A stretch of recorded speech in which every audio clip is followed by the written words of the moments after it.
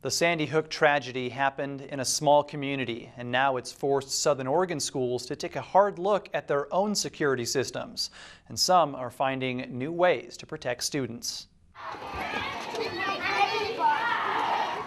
There's no way around it. Things have changed since Newtown. We did an extensive review with Medford Police and some security people after the Sandy Hook tragedy. But instead of dwelling on a tragedy, school officials have taken steps to prevent a tragedy of their own. If you think about this school, you already see there's some things we need to take care of. This year, Medford School Superintendent Phil Long has held several meetings with parents, outlining the new steps the district is taking to keep kids safe. The most pressing concern, the layouts at schools like Hoover, Kennedy, and Griffin Creek Elementary. The schools were built California style, multiple buildings with several access points to the campus. That's a piece that we want to fix at the school. Parents say it's the right move to protect their children.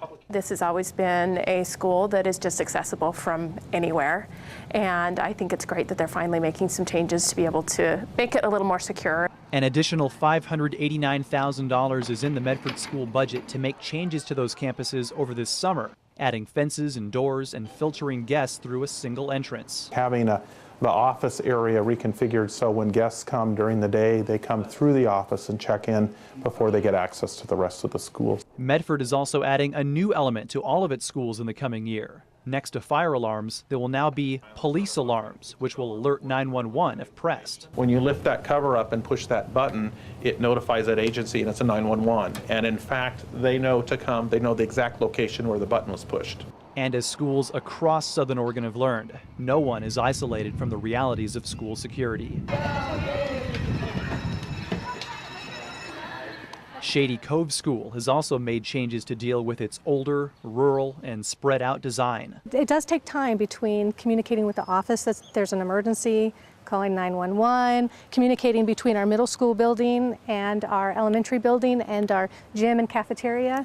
I mean, we do that quickly and we've practiced it, but it does take time. Math teacher Dick Kendrick says the changes were necessary to balance an older campus with new threats. They're not built with the dangers that we face today in mind. It's one thing having the kids in the classroom, but it's another thing because the kids go outside to go to the library, to go to the office, to go to different classes here. And that does present a problem. But with older buildings in a rural setting, there's only so much a school like Shady Cove can do. Doors are now locked during school hours, and during an incident, the school would be kept under lock and key. In an emergency situation, the teachers will then take their students in their classroom and also lock their classroom doors.